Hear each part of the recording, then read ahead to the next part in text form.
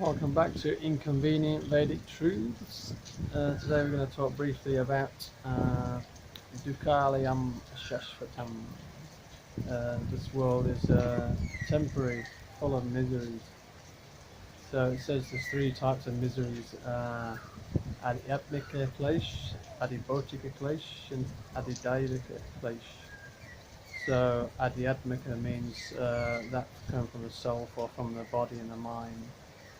And then you've got miseries coming from other living entities, other people or other beings. And then you've got misery coming from external nature. Just like we've had like 3 or 4 days of rain, just torrential rain, and some places are flooded. And so this is a type of misery coming from external nature. There's not a lot you can do, or nothing you can really do. What we're going to do to stop these rains, all you can probably try and do is some preventative measures, or move to higher ground if you're getting afflicted by it. But we can't stop this rain. We don't have the technology or the ability to stop it. So these miseries are coming. But what can we do about them? Well, that particular one, you can't do much about it. You can only tolerate it. While we're in the material world, then you can only really tolerate a certain amount of things. You can't escape them by going anywhere. You'll just find that they're following you anyway, to some degree or another. It says that Goddess Durga has the Trishul, or the trident. So those three prongs are a bit like one prong of each one of those. So the misery coming from each one of nature is one, and then we've got miseries coming from other living entities. So, of course, we've often been harassed. We've been harassed by, say, heads of government, or other people in society, or people at work, people, bosses. So anyone that's really giving you trouble is falling into that category also. And then the third category is the misery coming from our own body and mind. It's like this body is born, and then it grows for some time, and it maintains for some time, but then it inevitably dwindles and vanishes. So you can't avoid the misery of the body, you can't stop it from going through that cycle. And then we've got the misery of the mind as well. So oftentimes the mind's gives us more trouble than the body. And sometimes the body can be alright, but then the problems are going on within the mind, so many mental anxieties, especially in this day and age. And then people want to try and get rid of that by medicating them. But rather than get into the cause of the problem, they're just trying to cover it up. So oftentimes with the physical malady as well, if you've got some problem, there's usually some reason for it. It can be your lifestyle, your diet, etc. But oftentimes modern allopathic medicine won't look at that cause. They'll just want to sell you something to temporarily relieve the symptoms. Just like if you've got a headache, I'll take this pill and it will go away, but it's not getting rid of the reason you've got the headache. It's just going to temporarily soothe it or numb it. And then there'll be a side effect of that, and then the more stronger drugs have more stronger side effects. Of course, now we've got everyone's lining up for the vaccine.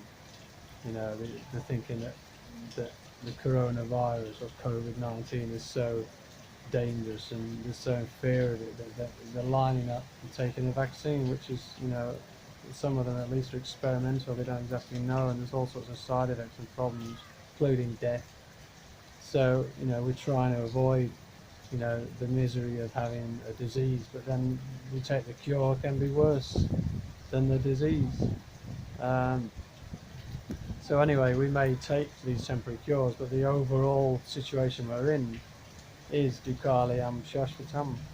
It's a temporary world full of misery, and only a fool will deny that. You can see all around it.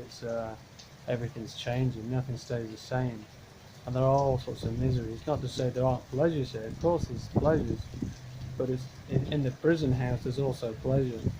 But the idea is not to just stay within the prison and enjoy the pleasures. The idea is to get out. Of course we accept a certain amount of pleasure. We're not going to deny a certain amount of pleasure. We're not going to just we can't sit all day in a corner just saying, no, the world's temporary and miserable. No, that's not the recommended process at all. Is to try and avoid it. But the process that we do get is, first of all, the knowledge of this whole system, and also the knowledge of what lies beyond. So if we realise we're stuck in this cycle in the material world, well, what's beyond that? Is there anything beyond it? Are we stuck here perpetually in misery? Well, that would be quite depressing. But no, it also explains that, yeah, beyond this realm is a transcendental realm. We don't belong in this realm. The living entities have fallen into this realm, and now we're identifying with the body and the mind, and then we're walking around in this realm thinking it's our home. But this is a kind of prison for the soul, the consciousness, the atma. But because the jivatma is tiny, infinitesimal, then it can be overcome by the material energy. So it's stated that this energy, Krishna says, this is my divine energy. So Krishna can appear in this world, but he's not under control of the energy. He's the controller of the energy. He's always enjoying and always in the position of control. But we're part and parcel of the Supreme Godhead, but we're not the total whole. So we can come under control of the Maya, Mahamaya, the external energy. And that's what it's done. It's put us into this position of a body, and through the false ego, we're walking around thinking, I am this body, I'm a man, I'm a woman, I'm Australian, I'm English, I'm American, whatever it is. But we're identifying with that, and that itself is causing the suffering, or it's causing us to perpetuate the cycle, because we're acting on that platform, thinking with the body and thinking this is our home, and we're getting more entangled. By acting on that platform of the body, we think, well, if we're looking for pleasure, then we're going to look for pleasure through the body. And so interacting with the world through the body, we're creating karma. So, we're causing either good or bad karma. We're doing something good, getting a good result, or we're doing something bad and then we suffer. But in either case, it's a bit like either having a golden chain or an iron chain.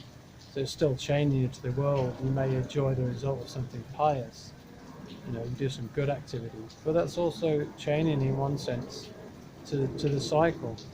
So we're still going to have the suffering. There's still going to be a mixture of enjoyment and suffering. But the idea is through bhakti yoga, through connection, through devotional service, rather than serving the body, serving external energy, because we're going to serve anyway. That's our nature. We're going to be serving. We're not the master. Through the ego, I think we're the master, but we're always going to be serving. But it's the choice. We can serve the external energy, the Mahamaya, or we can serve the internal energy, or the Yogamaya, or we serve God, Krishna, the Supreme Person, directly. Of course, no one really wants to think about God or religion because they've been so put off by dogmatic religions. The very word religion is like, oh, I didn't like it growing up. It doesn't want anything to do with it. But the word just means connecting up. So like yoga means to connect. Well, it also means connecting. So there's nothing wrong with connection. But when we don't have any knowledge of who we're connecting to, if you think God is just some vague sort of malicious personality dishing out punishment to people, then of course we're going to be put off, and we're not going to be at all attracted to that. But Krishna is the all attractive. You can see, descriptions, or you can see depictions of Krishna, all different forms, and they're all attractive, and they're Satchidananda Vigraha, they're eternal blissful knowledge forms, perfect forms. Whereas in this world, we've just got replicas. Everything that's going on in the transcendental realm is perfect and self-effulgent. Now here we have replicas, and everything's just reflecting the light of the sun. So we're only getting a certain amount of color, but nothing is self-effulgent. If we didn't have the sun, then we'd be in complete darkness. So we have the sun and the moon, the luminaries. But otherwise, the material world is dark because it's the opposite. So that transcendental realm is not illuminated by sun or moon or fire or electricity or anything like that. It's stated in the Gita that it's self-effulgent. And also the soul, everything's we're also self-effulgent. We have a certain amount of energy, effulgence or Shakti, auras. But we're just a small part of that, a small part of the whole. But we need to go back. The spark of the fire falls out the fire, and then it's just it extinguishes. But if it stays in the fire, then it stays in its original position. So yeah, we've fallen from that position, and we need to go back to that position.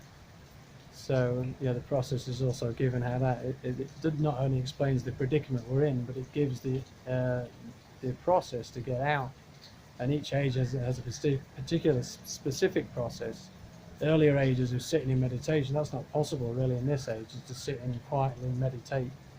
It's almost impossible, and as soon as you stop doing that, then you're going to be entangled again in the world. So the process of Krishna consciousness is you meditate on Krishna, on mainly through the names. That brings about the remembrance and the consciousness of seeing God or Krishna everywhere. And then you don't need to negate the world. You can see you're actually situated in reality, and you stop trying to enjoy the world. You see who it belongs to, and then because all that energy belongs to the source, then you can offer that back to the source. You can do everything that you're doing in your life, aiming back towards that source rather than aiming towards ourselves. And that is the only solution, ultimately, to get rid of the miseries. Otherwise, yeah, we're just faced with these miseries, or we don't want to face them, we're trying to avoid them. But if we face them head on and realize that's the predicament, then we can begin to get out. It's just like if someone's addicted to something, the first thing is they admit they're addicted, and then you can start the process.